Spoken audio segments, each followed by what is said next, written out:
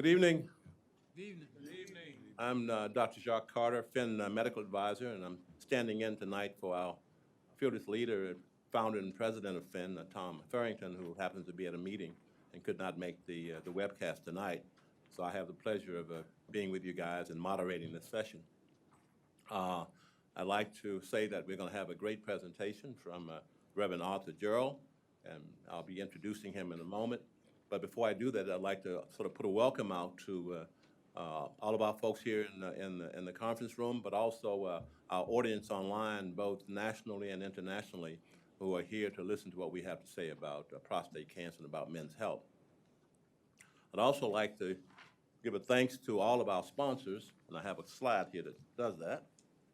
I can get it up. Without whom we would not be able to have these programs. So just sort of get a quick look at that. A special thanks to Dana-Farber Cancer Institute, who's been here since the beginning and allows us to meet in this space and support us in any kind of way that it can. So special shout out to them, but these are our sponsors. And I'd like to say now, but I'll say it again later, is that for the online audience, if you have questions, please feel free to send those in on the Finn website, and we'd love to answer those. Reverend Jerald would love to address those if you have any. And now, I'd like to sort of introduce our speaker tonight, Reverend Arthur Jerald, who is the pastor of 12th Baptist. Dr. Jerald is a local man who grew up in the Boston area, attended the Boston high schools, and attended college at Lincoln and also at the Berkshire Christian College in Lenox. He then was ordained a minister in 1976, so he's been doing this for a long, long time. He was tutored by the Reverend Michael Haynes, who is an icon in this area, and he learned a lot from him, I'm told. And he went on to be an associate pastor at the 12th Baptist while Reverend Haynes was there, and then moving on to then becoming an acting pastor and now pastor of that church. For those who don't know, the 12th Baptist Church is a historic church. It dates to 1840, almost 200 years old, and I'm sure the Reverend Joe will speak about that. But he has just done an incredible job, not only in the ministry, but he's also had a dual role, being an educator, spending time at one of the state colleges where he was the associate dean of students. So Reverend Jerald is just an incredible person who's made huge contributions to this community. Every day he keeps doing that, both in the academic area and the social area, and we are so delighted to have him here with us tonight to address issues related to the importance of faith on a prostate cancer journey. Reverend Jerald.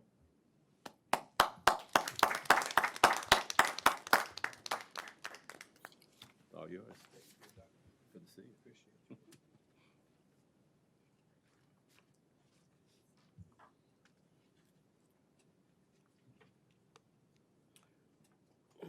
Peace and blessings to each of you and all of you. It's good to be here once again. I spoke here some years back, and when you start to get my age, like 70 plus, you can't remember what you've done and where you've been. But this place does look familiar to me, and certainly I'm grateful and thankful to my good friend and my member, Tom Farrington, for extending me this privilege to come and share with you tonight on faith, the importance of faith on your prostate cancer journey. I'm deeply honored because I'm a cancer survivor. I was told that I had prostate cancer. I was shocked to my core. Here's a guy that did everything right, tried to treat everybody right. And now I'm struck with prostate cancer.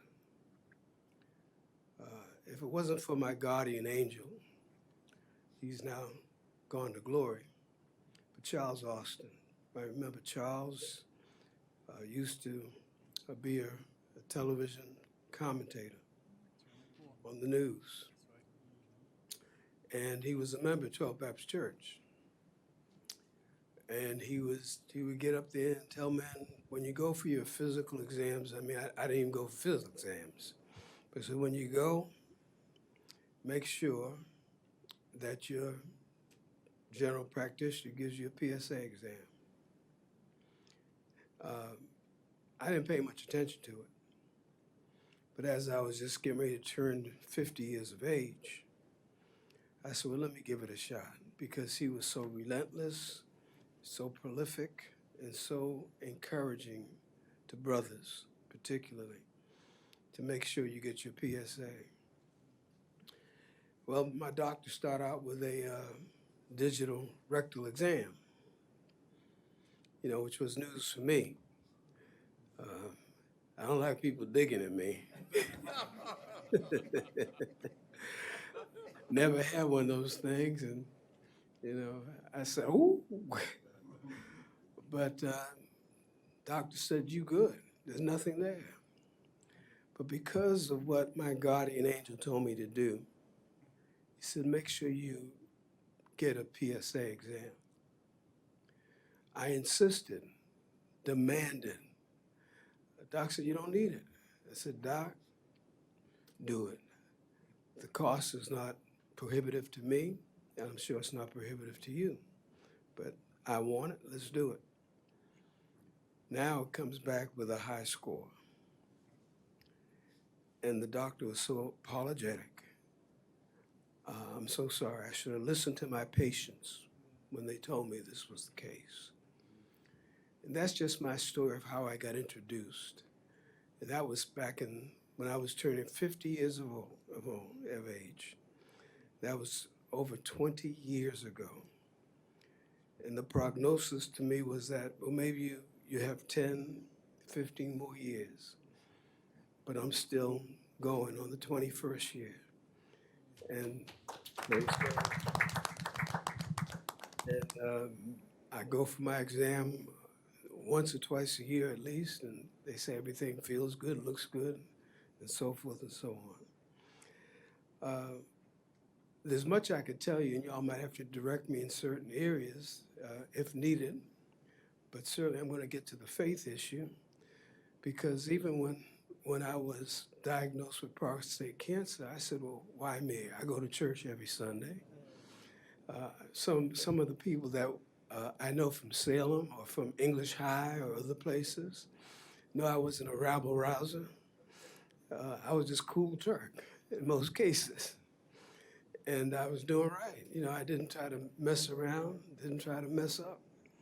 I just tried to live a good life, and got connected with Reverend Dr. Michael Haynes at Toll Baptist Church, and sort of got into ministry. I was doing everything right. Going to church, praying at night, paying my tithes, all that stuff. And all of a sudden I get this diagnosis. And I end up saying, why me? I've been doing right. But here I go. Sometimes you have to deal with issues in life that challenges you. And this was a challenging issue for me, as I'm sure it has been a challenging issue for many of you that have had to deal with that diagnosis. But where the faith comes in, because I knew God before I knew about prostate cancer. And I knew what a faith in God could do. You might have heard it before. It comes out of the book of Hebrews, which says, faith is the substance of things hoped for and the evidence of things not seen. In life, I always hope for a good life, and I've had a good life. If my life were over today, I've had a great life.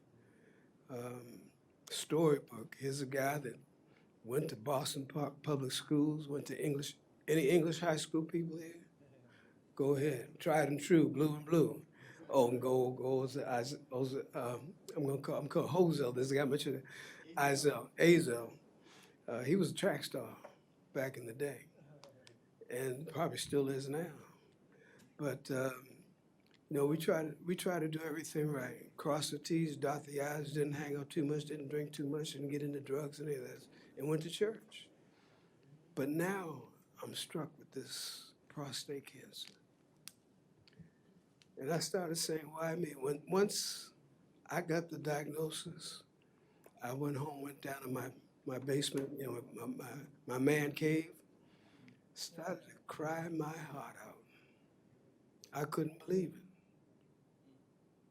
I began to say, God, why have you forsaken me? Why have you let this come on me? But I tell you one thing, if God didn't do it, then I would know what God could do if you have a faith in God. My faith in God brought me through. And with all the subsequent issues that you might have to deal with that, because I had the radical prostatectomy. Yeah, thank you, Doc.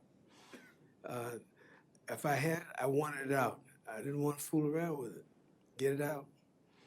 And had to do that. And then you have to deal with some of the consequences, but those consequences can be dealt with so you can still have a productive life.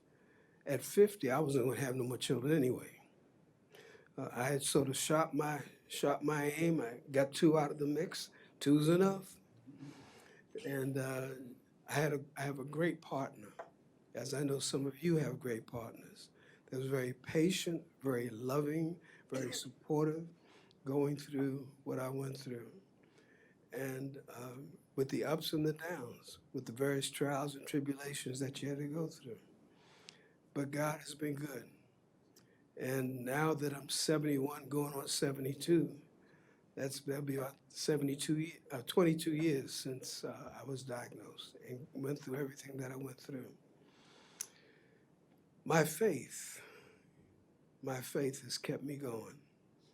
I have learned to depend upon Jesus. There's a passage out of Proverbs that says, trust in the Lord with all your heart and lean not to your own understanding. In all your ways acknowledge him, and he will direct your path. That was just one of the many verses I've adopted in life. But that told me that no matter what I'm dealing with in life, I have to trust God and trust in the Lord. The Lord brought my guardian angel into my life, Chuck Austin, who, when he talked about his prostate cancer issues, he had a score of somewhere around 400 or 500. And they had to work constantly on trying to move that down. Mine was nothing but, I think my highest was at 8.5. But anytime you pass, 4 or 5, you got some issues. Am I right, Doc? And I'm not an aggressive person. If there was a fight, I'd walk the other way. Many folks I played all the sides. I was a friend to everybody. And, but the whole thing about the prostate cancer I had was a very aggressive grade. It was about a 10. I think the 10 is the high on the Gleason score. And I was about 9.5. Anytime you get to 9.5, you raise it up to 10. So that was a 10. I'm a non-aggressive person, but I end up with an aggressive grade of cancer. So with that aggressive grade of cancer, my decision was clear. I was old enough, already had my children, had a loving wife, and had a high Gleason score. So get it out so it doesn't impact anything else. When they got it out, we had to then go through radiation treatment because there was some fear that it had penetrated the walls. So we went through radiation and did all that kind of stuff. And by the grace of God, I'm still here with you. Looking well, feeling well, being well, and full of faith in God. I've said there's nothing impossible for God to do. And after I stopped crying down in my man cave, I got on my knees. And I said, Lord, I don't know why this has happened to me, but I know you're the God of my life that has kept me through many dangers, many toils, and many snares. Even when I didn't know better, he was looking out for me. And he wanted me to know that he won't leave me, nor will he forsake me. I trust in the Lord with all my heart, and he has brought me through. There are many accomplishments that I've had in life. It's not because I'm great, not because I'm good, but because God has been good to me. If God was not good to me, I wouldn't be here. I wouldn't have made it through English high school, down to Lincoln University, and then out to Berkshire Christian College, and didn't know about a master's degree, but the door opened. I didn't even have to pay to go get my master's degree from a theological institution. And then I worked at Salem State University now for some 38 years. And walking out of there, they felt that I did so much to help to bring more students of color. Gus was there when I got there. He helped me to get my first job at Salem. They picketed and demanded, because we were right in the midst of some racial turmoil up there, and they demanded that they have a person of color on the administrative staff. I happened to be there as their advisor at that time, and they said, yes, we'll take him. And I ended up spending 38 years there. When I went there, you could count the number of students of color on one hand. When I left there, we were about maybe 25% of the overall population of students at that school. It's because of people like Gus and Dennis and others that sort of fought for me. I had to fight not only for them, but for others that will come after me. And because God placed me there on accident. No, I won't say that. I should say because that was his divine will for me to be there. I got there because of my relationship with a brother in seminary by the name of Larry Edmonds. Maybe some of you all know Larry. That's right. He was a one-armed preacher. And he started at Salem before me and then invited me to come over there. And when he was going back to Philadelphia after graduation, he encouraged them to put me in the spot. It's always that some doors are always opening for those who love the Lord. I try to keep my life in the perspective of doing God's will. And as I do that, God continues to bless. I don't know what I'm doing as a pastor. I would be the least likely to be a pastor. But because God moves in mysterious ways, now I'm the pastor of a thriving historic church in Boston. And I'm thankful to God for that. And I'm not going to overstay my time there because, at 72, you begin to sort of wind down, wind up. And my wife wants to travel a little bit before we can't travel anymore. And I want to try to be good to her as she's been good to me. But I love the Lord because he heard my voice and my supplications. When I got down there in that basement, I went before him and got on my knees and said, Lord, help me. I don't know why you did this, but help me. I understand why he did this, because I needed to get closer to him. Sometimes you get to God in a crisis. When you can't find anybody else to help you, you say, Lord, help me. And the Lord helped me to get through that which I needed to go through so I could be make a stronger commitment unto him. And because God does not fail, I have not failed at anything that I've tried to do. Things have not gone the way that I wanted them to go. And you got to realize who's in charge. God is in charge, not you. You're just the instrument of his grace and mercy. And when I realize that he does so much for me, that I've got to do a little bit to try to lift his name up and to try to help somebody else. Now, Tom Farrington. I knew Tom when he was way back there at St. John's Baptist Church in Mubin. And Tom was a big entrepreneur. I mean, he was a multimillionaire in terms of the work that he's doing. was doing at that time. But when he got his diagnosis, he heard about the fact that I had prostate cancer. We talked a bit. We talked about the options for how to treat it, seed implant and radiation, some of the other things. And Tom and I got closer because we were now brothers dealing with the same illness, treating it in different ways. But the fact of the matter here that we're both still here by the grace of God. I would love to be where he's at now. Can I tell him where he's at? No? Okay. Well, when he's on that ship, I don't know if he can get this, but Tom, we love you. And next time, take me with you, brother. But that's the anniversary for him and Juarez, and they're having a grand, they deserve it. They've been together for a mighty long time, two wonderful people. Let me also say to you that in life, you're going to have a lot of challenges. In life, you're going to have some setbacks. In life, you're going to run into situations where you do not know for sure how you're going to get out of it or how you're going to deal with it.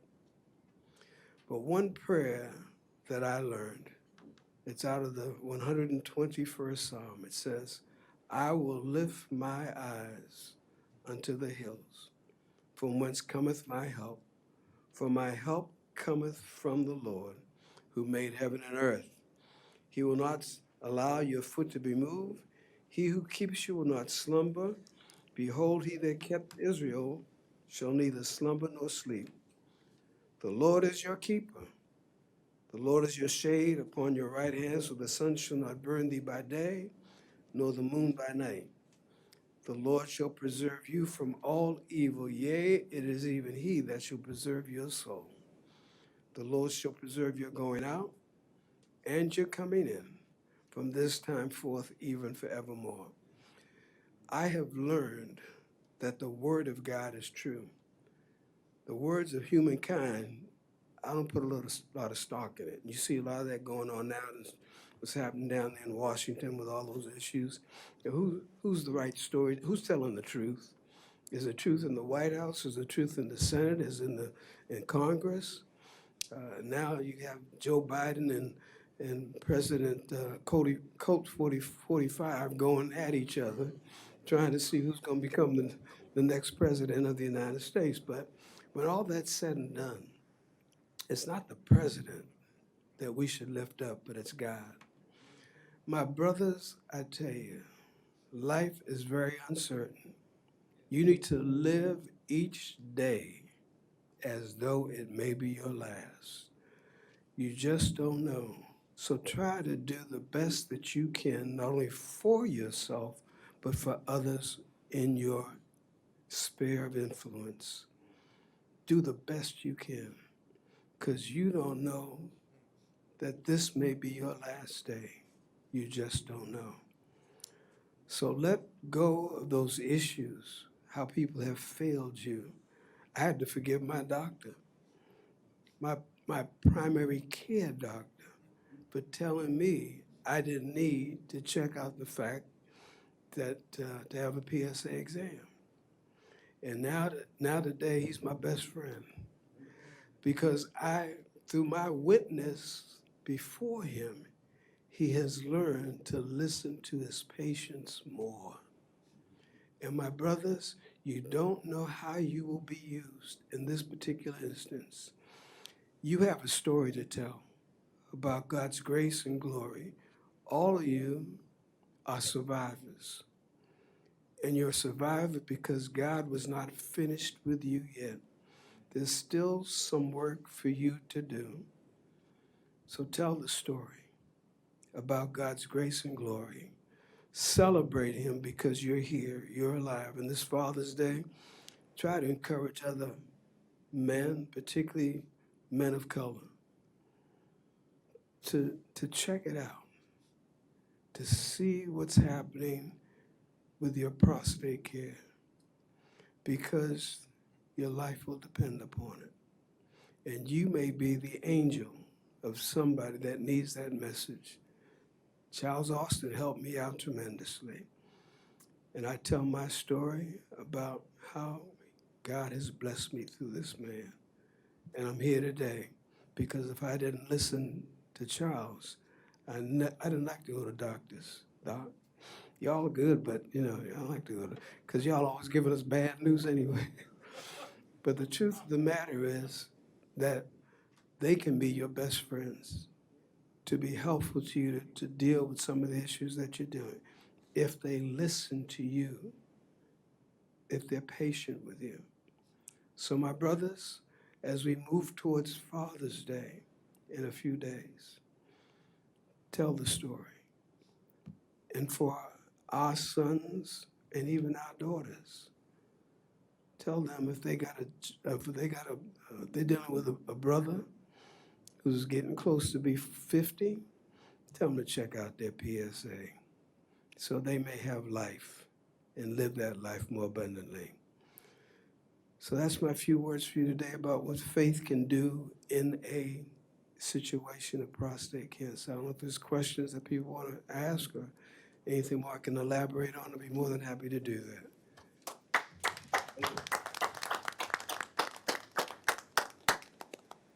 I know it's only Wednesday, but I think we went to church tonight, and I'm sure that you have some questions for Reverend Jerald and about this topic. It's, Finn has a good history of working with churches. You know that. We have a Father's Day rally all over the country. We have the rallies. And we have the Play Daddy's Boys that we're now putting in different churches around the country, just sort of talking about and advocating for men to get health checkups and get their health care done and get their prostates checked. So I think that in that vein, it's a good time we got the good doctor here to talk about some of these faith issues. Any on? Okay. Use the mic. Use the mic.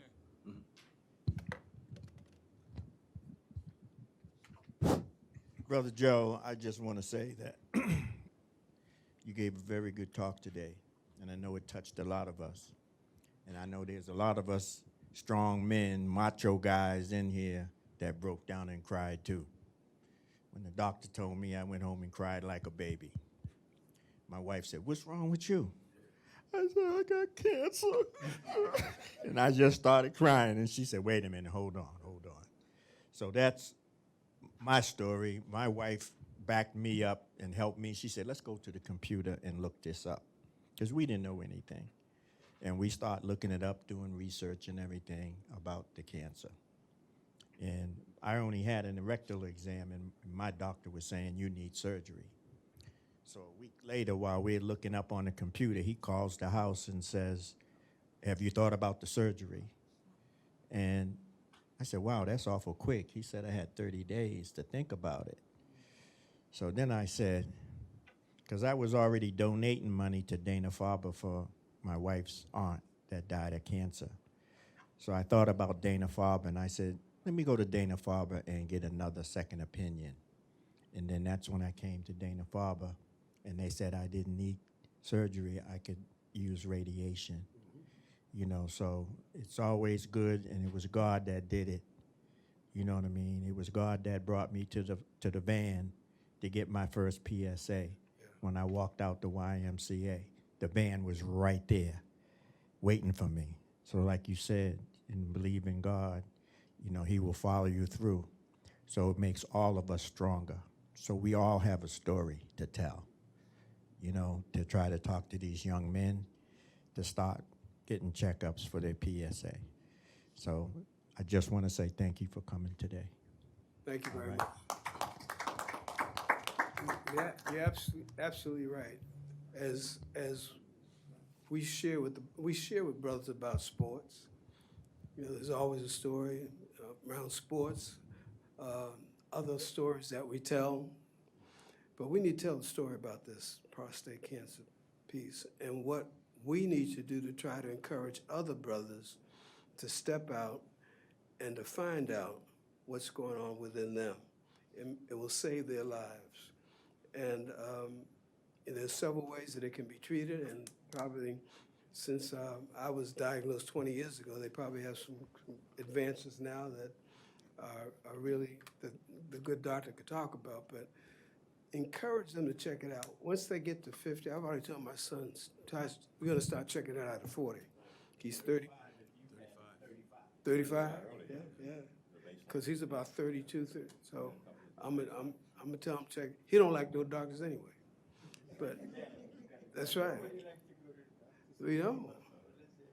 But it'll save your life. Because if I didn't pay attention to Chuck Austin and stayed in my cocoon, I'd probably be in my grave and wouldn't be able to enjoy some of the things that God has blessed me with. So we can help others, and don't forget, my brothers, help other brothers to get over the stigma of going to doctors and dealing with these issues that may save their lives. And you can be a guardian angel to somebody else along the way. Other questions? Gus? Yeah, thank you very much, the Reverend Arthur Jerald, or as we used to call him, Turk. I've known him since 1972 from Salem State College, which is now Salem University, and he literally saved our lives. We were going through, I hate to say it, tough times up there, racial times, and like the Lord placed him there at a certain time, and they said there's a gentleman here by the name of Arthur Jerald. We call him Turk. You can hire him as your advisor, and the rest is history. He became a dean there. He was there 38 years, and he literally saved our lives. So I want to thank you again. I don't think I ever thanked you this way. But thank you very much. I got my degree there and went on to get a master's degree, so I appreciate it very much. My question to you is, you were diagnosed, you said 21, 22 years ago. And did you say that you still have the same primary care doctor? Sure. And the second question is, my son's 36 years old. How should he get tested? Should he get the PSA test or just a rectal exam? I would say both. The PSA is very simple. It's a blood test. The rectal is a bit more foreboding. Because if we're all guys, it's like, bending down to pick the soap above. But look, you get over that eventually, you will.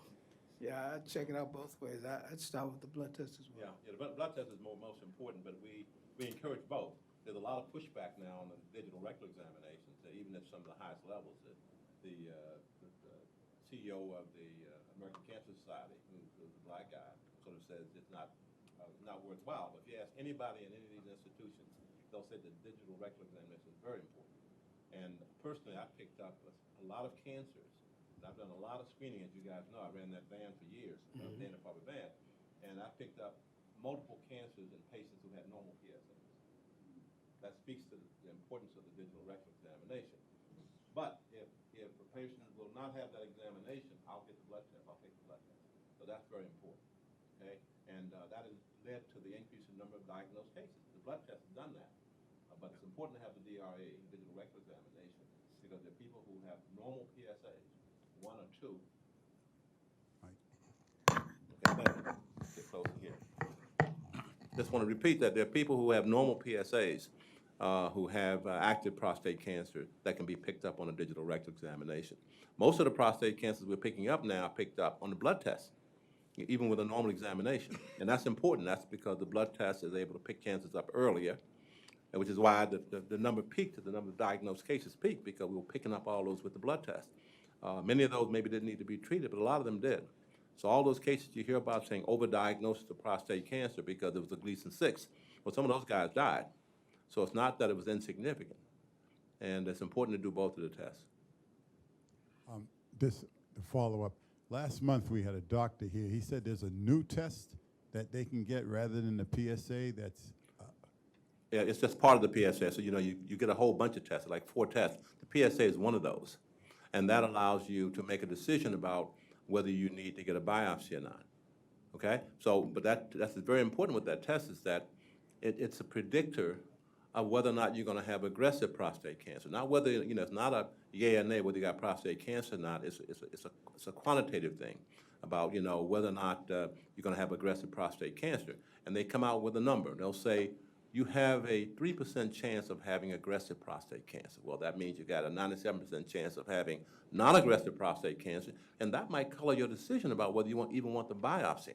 So now we have some of this genomics, both at the time of diagnosis and at the time of when you're making a decision about treatment, on both ends. For the guys who get the biopsy and have prostate cancer, there's more genomics at that level about what kind of treatment you're going to pick, and whether you need aggressive treatment or you can be active surveillance and just watching.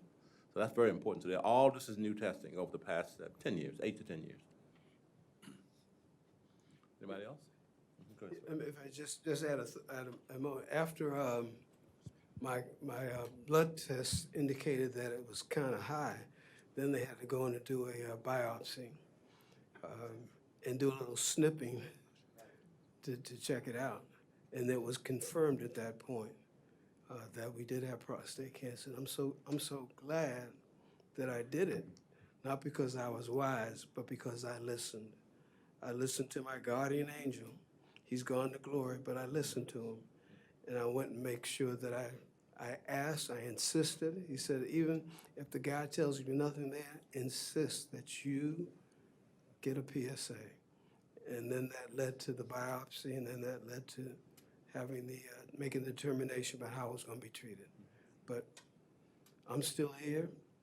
I now call myself the Bionic Man. Just speaking about his guardian angel, Charlie Austin is a big name around here in prostate cancer, certainly for advocacy and teaching and education. And we have an award that we named after him. The Massachusetts Prostate Cancer Coalition has an annual symposium. Many of you guys have been there. These guys were there just a few weeks ago. Every May, we have this symposium. This was year 22, and I've been doing those since the second one. When I got asked by somebody here at Dana-Farber if I wanted to give a little workshop on African Americans and prostate cancer. And I'm saying, well, I'm an academic doctor, I can give that talk. And I expected to come into a small room with 10 people and give a talk. And I walked into the room out in this hotel in Marlboro, and there was a camera set up like that. And the room was packed with people, including Charlie Austin, Bill Owens, all prostate cancer survivors, all in the front. And I'm sitting there, you know, in awe of all these guys. But I gave the talk, and there was a pastor with me whose name I can't remember now, but it was two of us together, just like this. That was 21 years ago. And he had been a survivor, and we gave that talk, and I've done those talks now for 20 years. And there are a whole bunch of guardian angels out there. And I always say, when I'm giving talks, and I give them all the time, is that we indeed are our brother's keeper, and that men who don't go to the doctor will go if they're encouraged to do so by one of their buddies. Sometimes more than they will if encouraged to do so by their partners or wives, you know. And but they won't say anything, so you have to sort of reach out. You got to say to your buddy that you probably never would say to him, say, hey, you been to the doctor? I went to the doctor last month. Have you been to the doctor recently?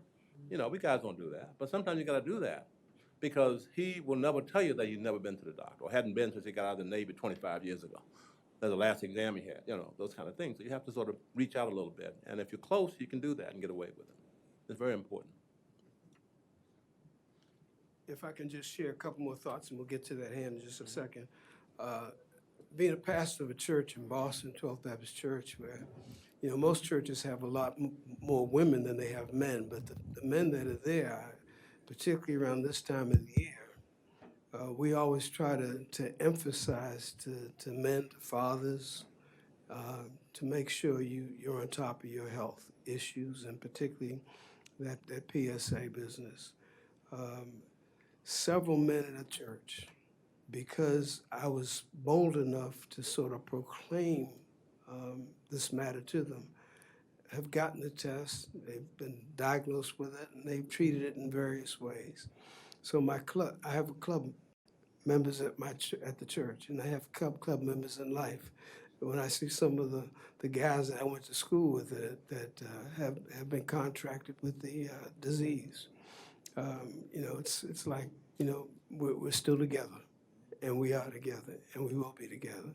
And then to see Gus, one of my students, back in the day, that's a wonderful. It's a good thing to know that we have this association with each other, and we can help others get over the barrier of being afraid to go to the doctor. There's more good than not by doing that. Question, there's a gentleman back here. I'm a fan of yours. I didn't look to be that way on BNN TV, and particularly when I hear you say at 12 Baptist, everybody, this is my Bible. And it's good that God has blessed you, because some people haven't made it to that point through prostate cancer. And Dr. Carter, I heard by the grapevine that you retired. Is that right? Well, you better talk to Dr. Bisbee, because that's what he said. That's what he said. He retired. I spoke of him about some months ago. It's more than a pleasure that you heavyweights here in Boston, because we don't have that much to look at. I'm so proud of you. And you can think I'm kidding you, but I'm proud of both of you, more than words can say. So it's in my prayers that I'm going to continue to pray for both of you. Thank you. Thank you. Thank you very much. Thank you for those words. There was a song that I used to sing. I don't sing very much. I never really could sing, but I love music. But the words were something: to be used of God, to speak, to sing, to pray. To be used of God, to show someone the way. I long so much to feel the touch of his consuming fire. To be used of God is my desire. And that's my desire in life. Not to make millions of dollars, not to have cars and land positions, but to be used of God, to help somebody along the way. And the great thing about Salem is that there's so many people that now, when I see them, they tell me how much I meant to them as they were going through their struggles at the college. And then even the brothers at the church, that they were blessed to go and to inquire about that PSA. And because they did that, they're alive and they're in the land of the living. And then as the faith comes in, well, if that works in terms of work on your faith relationship with God, so that when this life, it's going to be over, with all that we do to stay healthy, with all that we do to try to make sure that our bodies are fit, our minds are right, we got to get out of here. There's two things that happen in life that you got to do. You are born, everybody's got a birthday. I tell people everybody's got a death date. You don't know when, don't know how, don't know where, don't know why. But use each day, approach each day as if it was your last. And if you can save somebody, if you can impact somebody during that day, then your living will not be in vain. So pass it, give it, so that your living will not be in vain. You gentlemen, and there are a few ladies in the house, can tell the story about how you got over, and somebody else needs to hear that, so they'll have the strength to respond and to do what is necessary to help their own lives. God bless. Other questions? Anything else? Jerry, anything online? Any online questions? Okay, thank you. Well, again, this has been very inspirational, and we will thank again the Reverend Jerald for being here, and we'll get him back again sometime. Love to come back, and maybe one time I'll bring my wife in so she can tell you what she had to put up with me. Thank you. Thank you all very much.